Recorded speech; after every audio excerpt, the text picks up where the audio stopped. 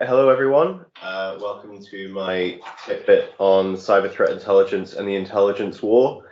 I'm just going to give a very quick overview of what cyber threat intelligence is, the reason why it's important, and why it's important now and not before.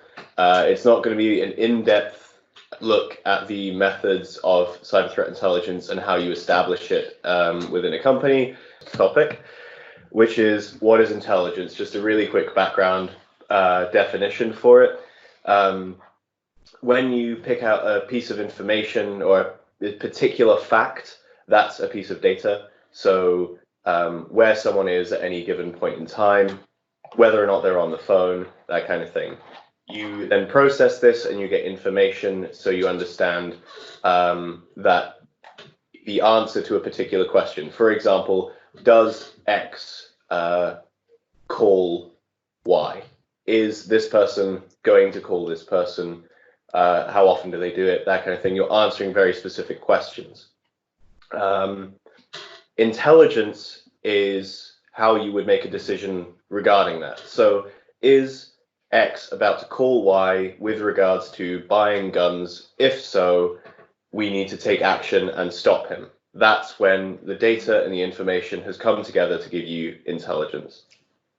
Threat intelligence is intelligence about the capabilities, the motives, and the methods that threat actors are using, and the information that we need to protect organizations from threats that are out there.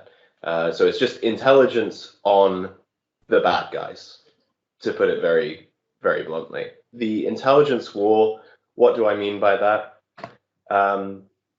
What intelligence war refers to is a component within regular warfare. It concerns the gathering of intelligence and acting on it. One of the first popularized uses of it, the phrase was the intelligence war against the IRA, because the IRA were gathering a lot of intelligence about their strikes, and the British Army were making very good use of intelligence in determining who was a combatant and who was just someone with sympathies on one side of the divide.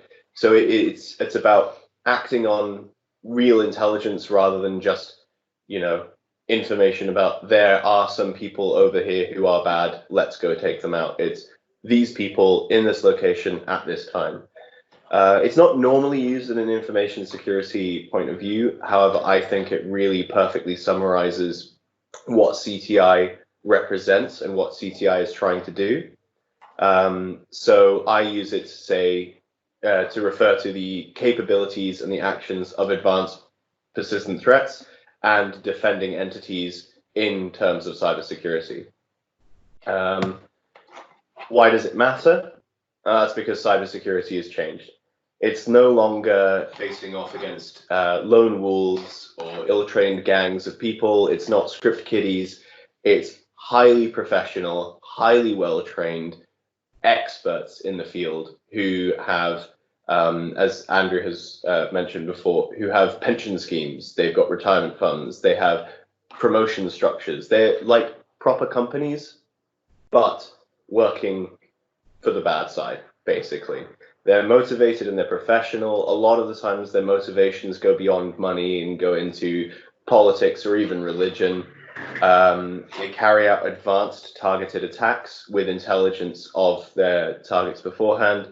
Civilian infrastructure is on the front line, as we've seen with the WannaCry attacks. That was done for monetary purposes, but there were also political threads lying in there. So as we're going forwards into the future, we'll see war crimes committed in cyberspace, and it will be companies like Turnkey and cybersecurity providers who are meant to be the first line of defense against that. We're not combatants, but we are the ones providing the security systems for hospitals, for infrastructure, and that means that we are unfortunately involved in this very high stakes game, as opposed to just protecting people from a couple of small threats. I'm going to rush on through this bit, but it's just the principle of asymmetric warfare, which is important to take into account when we're talking about this. It's not a perfect analogy when it comes to asymmetric warfare in the kinetic warfare, which more traditional warfare scope. Asymmetric warfare is, where one side has tanks and planes and advanced weapon system, and the other side have Kalashnikovs and the ability to hide within a civilian population. Traditionally, that's the way that some people viewed cybersecurity.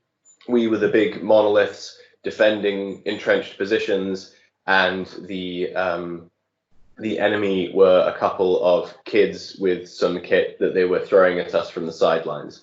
Now it's far more symmetrical. We have advanced enemies and advanced defenders. So it's a lot more balanced now. It's not one side has all the ability and all the power. It's both sides are incredibly powerful and incredibly well funded. So when thinking about things like cyber threat intelligence, it's important to bear in mind that this transition is happening, whether or not we like it, and cybersecurity has changed. So I've said advanced persistent threat, or APT, quite a few times. What does that mean? It means that they're advanced in their techniques, their technology, their dedication. They have access to a lot of good kit and training, and they really care about doing this. It's not, oh, that attack didn't work, let's move on to the next target. It's, this is my target, I'm going to make them bleed, because they have very specific intentions. They're persistent. They will not try and opportunistically exploit one vulnerability, get what they want and go. They try and infiltrate and occupy systems, trying to expand their access and move laterally throughout the system, basically trying to gain persistence for a long period of time. The average dwell time of an APT threat within a system is 200 to 280 days, which, as you can imagine, can enable you to do a lot of damage and exfiltrate a lot of data. And the threat, they simply have the capability and intent to cause harm. It's intelligence-led, it's not automated, and it's not random. All of these APTs have their own designations with their own techniques and tactics, which is one of the essential things in cyber threat intelligence, is finding out who it is that's going to target you, how they're going to do it, and how to beat that. So just a couple of examples. You get criminal organizations such as Fancy Bears and Charming Kitten. They are named based on naming conventions. For example, the bears are Russian organizations and the kittens are Iranian, coming from Persian cats. And they're all designated by cybersecurity companies. These aren't the names that they've chosen themselves. You get state-sponsored groups like the Iranian Cyber Army, which, despite its name, is not actually part of the Iranian army. They're just allowed to operate.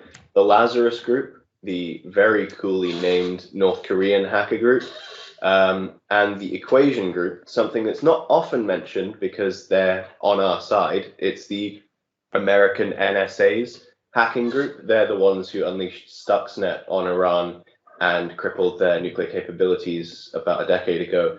They are very dangerous, but we don't speak about them very much because they don't tend to target our clients.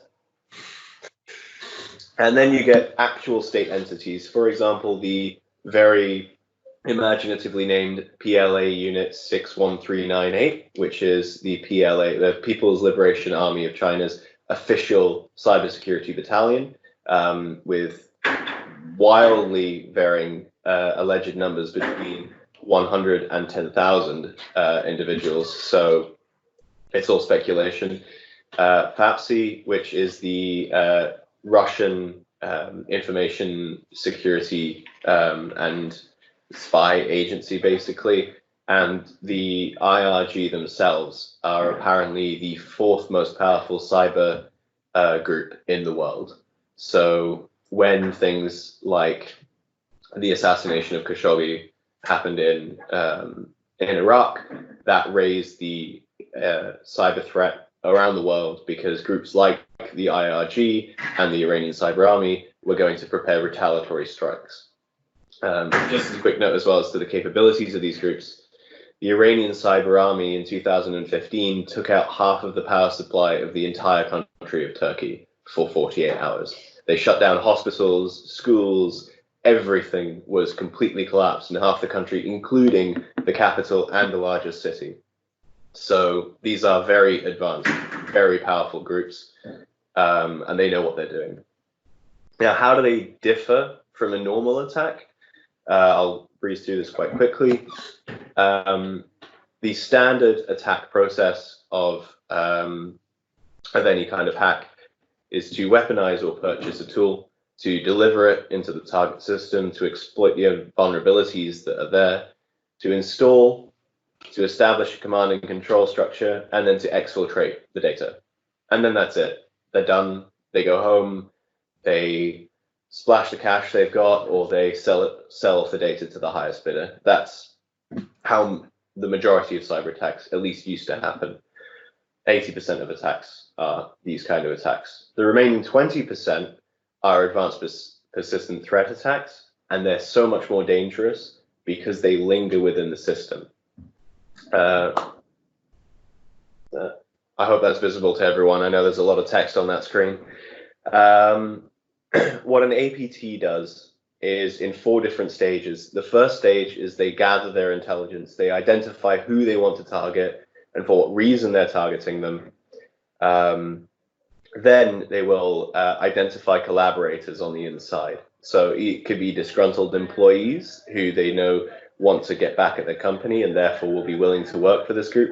Or it could be an infiltrator that they've sent in themselves to specifically get recruited and then act for them.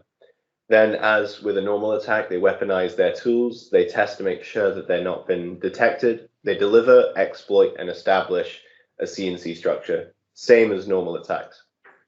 However, instead of going directly for their goals, they will then do internal reconnaissance, scope out systems they haven't already identified from the outside. They'll achieve lateral movement and they'll expand their privileges. This can either be done through using exploits in poor identity and access management systems, or it could be using a collaborator who manages privileges and get that collaborator to escalate privileges for them. They then maintain their presence for, as I said, potentially months, or I'm sure some of them have managed years. Then they exfiltrate their data slowly over time. They complete their objectives. They obfuscate their trail and avoid detection. Apologies for that. And then they consolidate, they reorganize, and they do it all over again with the same company, same targets. People won't know that they've been attacked unless they specifically know what to look for within their system. And this means that these actors can sell off data gradually over a long period of time. They can wait until an email is sent within the company that damages its reputation and then act and release that data.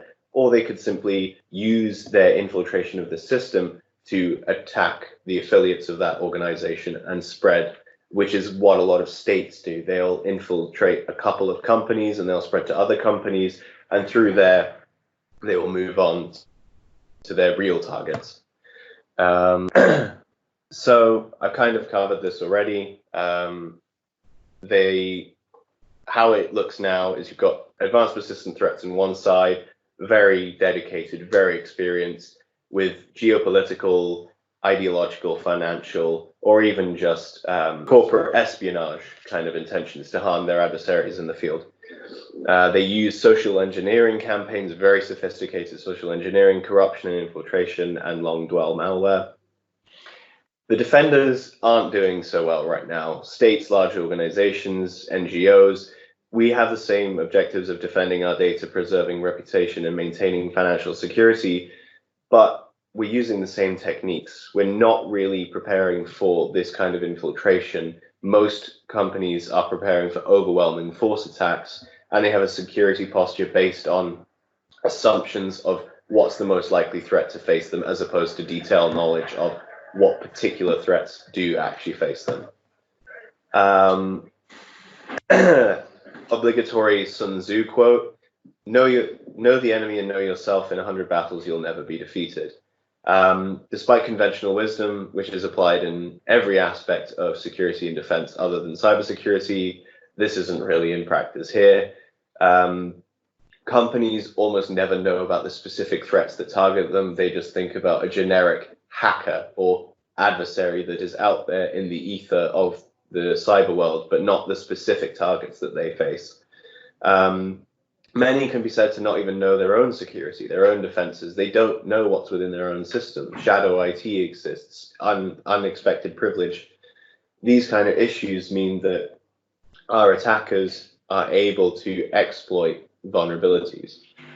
And the battle cannot be properly fought with insufficient knowledge, and we can never win until we actually know what we're facing properly. Now, what APTs do when they're gathering intelligence is they use human intelligence, social media intelligence, and social engineering. What they'll do is they'll scrape data from LinkedIn, they'll generate an organization chart, they'll use job adverts to identify where there is a skills gap within the organization and to determine what systems are being used. So if there's a job advert for SAP security, they know that you use SAP, and that immediately has given them a lot more of an advantage in their attack. They will identify when people are on holiday, so that they know that, right, half the SOC are on holiday together celebrating the implementation of a new piece of software. Now we attack because they're not there. They will assess weaknesses in the human firewall, identifying who looks like they're in money trouble and who can be exploited within the company. They'll physically infiltrate, they'll bribe, they'll use open ports and vulnerable equipment using search engines such as Showdown, which is a very fun tool, but you got to use it properly. They know who to target, what to strike, and when to do it. And defenders, none of that. Almost never know who's targeting us, almost never know how. It's just generic security. And most of the companies that actually have a cyber threat intelligence program simply follow threat feeds that tell them an attack is coming soon, but nothing else.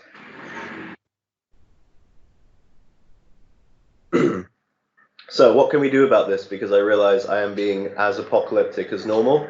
So the 5 key questions that cyber threat intelligence wants to answer is: who are the APTs targeting us? What do they want? Why do they want it? When will they attack? And how will they attack? When you know these things, you have the core of your intelligence program, and you can begin to properly defend yourself. So when you're developing CTI, this is a very, very rough overview. You want to define your objectives, typically those 5 key questions. You'll gather the intelligence using the different methods that I've highlighted here, including threat intelligence platforms, that's outsourced intelligence gathering, open source feeds, so trawling through Facebook for hacker groups, which it's weird, but they exist there.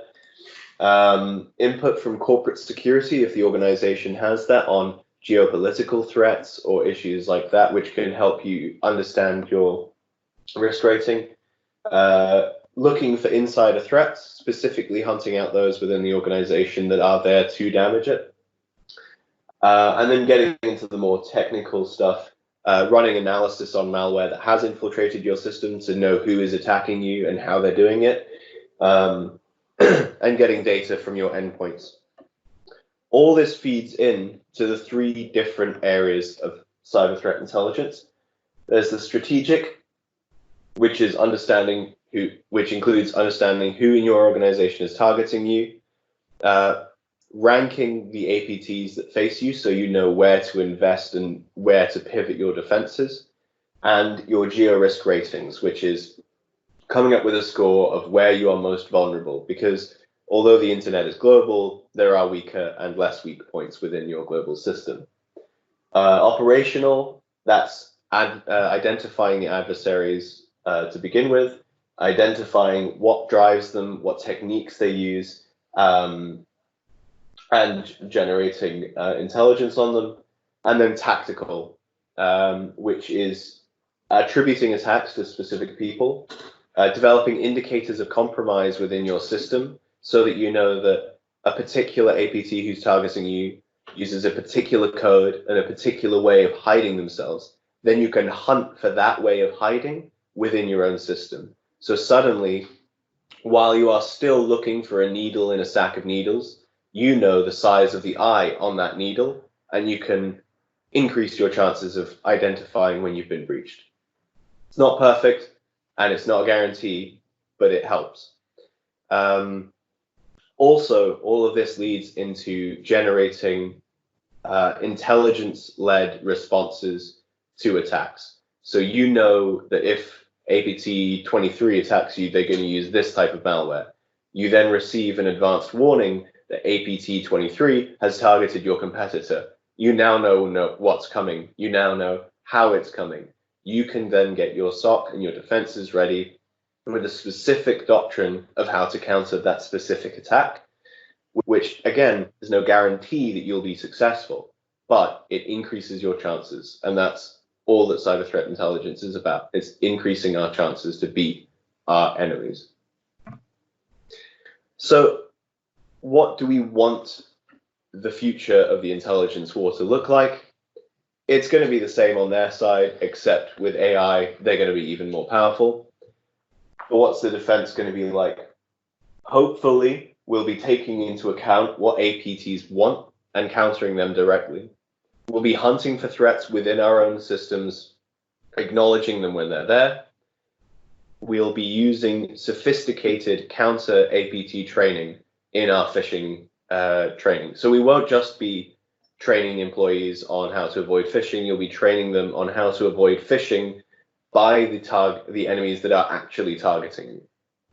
You'll have advanced intelligence of those attacking you and counterintelligence as well, hiding the data that's online, directly misinforming our enemies, standard tactics that are used elsewhere in intelligence warfare that we could apply to info security, and cooperating with our allies and with the authorities.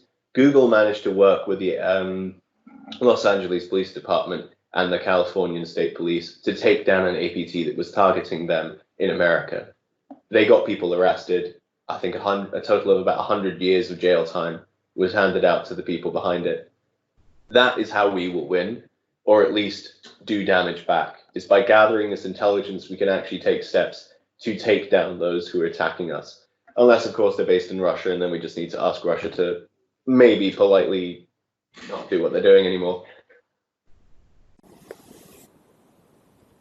So what does cyber threat intelligence truly do for your cybersecurity posture? It doesn't provide any of the complete solutions that will eradicate the threats to your company. It doesn't necessarily make you less vulnerable in general, although it can offer you insights into where you are weak to shore up your defenses.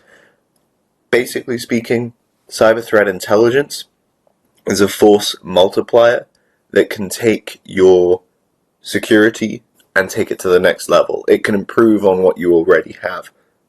In and of itself, it won't win you the war. It won't make you safe from the threats that are facing you. But in combination with a robust internal security, with proper defenses, it can help make you even more secure in this ever more insecure world. Thank you for listening to this presentation. My name is Joshua Simmons-Upton, and if you have any questions, I can answer them if you just send me an email to the email address that will be following shortly on after this. Thank you very much again for listening, and goodbye.